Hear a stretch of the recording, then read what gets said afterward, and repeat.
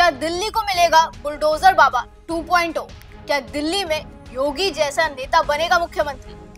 क्या मोदी और शाह की योगी मॉडल की तरह काम करने वाली नेता की तलाश हो गई पूरी? कौन है वो नेता जिनके सीएम बनने से थर थर कांपने वाले हैं दिल्ली में घुसपैठिए और बांग्लादेश? नमस्ते दर्शकों, मैं हूं निकिता रस्तोगी, डीएनपी इंडिया में आपका स्वागत। दिल्ली का अगला सीएम कौन होने वाला है, ये एक ऐसा सवाल है जिसका जवाब हर कोई जानना चाहता है। दिल्ली में राजनीतिक हलचल 8 फरवरी को नतीजे आने के बाद से ही काफी ज्यादा तेज है। बीजेपी लगातार इसको लेकर मंथन कर रही है। हालांकि पार्टी की तरफ से नाम की घोषणा नहीं की गई है। ऐसे में चर्चा है कि पार्टी को किसी ऐसे चेहरे की तलाश है जो सीएम योगी की तरह दिल्ली में काम करे। खबर है कि बीते दिन केंद्रीय गृह मंत्री अमित शाह और जेपी नड्डा के बीच बैठक हुई, जिसमें इस बात को लेकर गहन मंथन किया गया। मीडिया रिपोर्ट्स के मुताबिक बीजेपी को योगी आदित्यनाथ जैसे ही तेज तर्रार नेता की तलाश है जो योगी मॉडल की तर्ज पर काम करे। वैसे तो सीएम फेस के लिए सोशल मीडिया पर कई नामों की चर्चा चल रही है, लेकिन कुछ नाम ऐसे हैं जिनमें सीएम योगी की झलक दिखती है। तो सबसे पहला नाम जो इस वक्त सबसे ज्यादा सुर्खियों में है वो है प्रवेश वर्मा।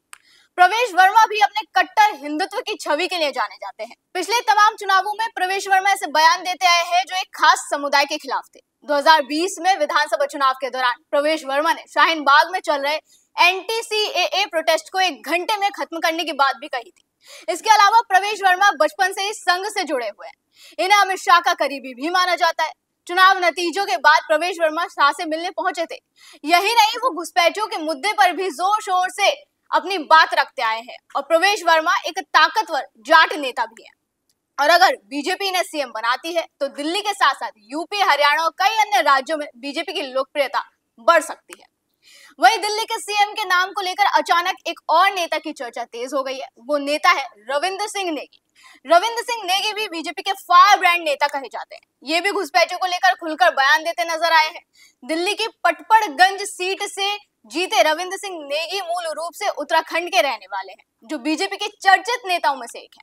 वहीं आरएसएस में भी रविंद्र नेगी की अच्छी पकड़ है। इस वक्त उनकी एक वीडियो सोशल मीडिया पर जमकर वायरल हो रही है, जिसमें वो अपने इलाके विनोद नगर में घूमकर ठेले पर दुकानदारों के नाम लिखवाने और भगवा झंडा लगाने के निर्देश देते दिखाई दे रहे हैं।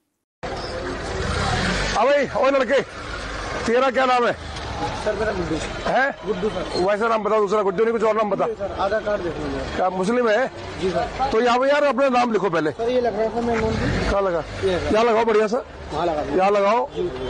गुड्डू भाई, जी भाई। ठीक है, गुड्डू भाई पनीर भंडार लगाओ। और इसका कुछ है नहीं तुम ताम जाम ऐसी बेचते कोई है ना, पर कोई बात नाम लिखो पर यहाँ पे बिल्कुल भाई, बिल्कुल साफ नाम लिखो। नाम नहीं लिखोगे तो जमा हो जाएगी जल्दी। हाँ नाम लिखवाओ भाई। क्या हाल है? नमस्ते, क्या नाम है आपका? प्रशांत कुमार गुप्ता। गुप्ता जी, यार हिंदू हो ना?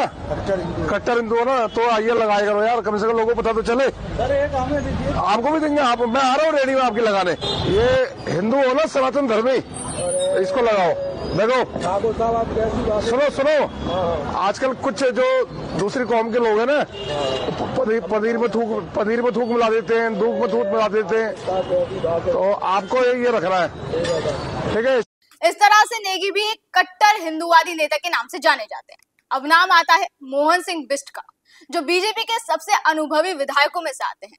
उन्होंने जीत के बाद एक ऐसा बयान दिया जिस पर घमासान हो रहा है। जीत के बाद मोहन सिंह बिष्ट ने ऐलान कर दिया कि मुस्तफाबाद का नाम बदलकर वो शिव विहार या शिवपुरी कर देना चाहते हैं। अब इस पर सियासी घमासान शुरू हो गया है। वही उनके इस ऐलान से आप अंदाजा लगा सकते हैं कि वो भी एक कट्टर हिंदुवादी नेता है। इसके अलावा सीएम फेस की रेस में सतीश उपाध्याय का भी नाम है, जो एक ब्राह्मण चेहरा है और ये भी आरएसएस के करीबी माने जाते हैं। अब बीजेपी को ऐसे नेता की ही तलाश क्यों है, इसके पीछे भी एक बड़ा कारण है। आपने देखा होगा कि कैसे पूरे चुनाव प्रचार के दौरान बीजेपी ने रोहिंग्यों का मुद्दा उठाया। बीजेपी ने आम आदमी पार्टी पर बांग्लादेशी घुसपैठियों की नकली दस्तावेजों के जरिए मदद करने का आरोप भी लगाया था। ऐसे में पार्टी चाहेगी कि राजधानी की कमान किसी ऐसे नेता को सौंपी जाए जो इस मामले पर अच्छे से काम करे। वहीं भले ही आम आदमी पार्टी दिल्ली में इस बार चुनाव हार गई हो, लेकिन पार्टी ने दिल्ली की 70 विधानसभा सीटों में से 22 सीटों पर जीत दर्ज करी है। बीजेपी अरविंद केजरीवाल के व्यक्तित्व से अच्छे से वाकिफ है। बीजेपी जानती है कि अरविंद केजरीवाल एक मंझे हुए खिलाड़ी हैं। वो दिल्ली की जनता को बखूबी पहचानते हैं। ऐसे में अगर बीजेपी दिल्ली में किसी कमजोर चेहरे को सीएम फेस के रूप में चुनती है तो संभावना है कि केजरीवाल अपना दांव पे चल के राजनीति को उलझा सकते हैं, जिससे अगले चुनाव में पार्टी के लिए खतरा पैदा हो सकता है। और जाहिर सी बात है कि बीजेपी 27 साल के लंबे इंतजार के बाद दिल्ली की सत्ता पर काबिज हुई है, तो पार्टी कोई ऐसा जोखिम नहीं उठाएगी जो आने वाले समय में या यूं कहे आने वाले चुनाव में उन्हीं पर भारी पड़ जाए। इसलिए पार्टी योगी जैसे ही धाकड़ नेता की तलाश में है जो योगी की तरह अपना प्रभाव बना सके और पार्टी राजधानी में मजबूत बनी रहे। बहरहाल अब देखना होगा कि बीजेपी किसे चुनती है और दिल्ली के सीएम के लिए किस नाम पर मोहर लगाती है। अभी के लिए इतना ही। आप देखते रहे DNP इंडिया। नमस्कार।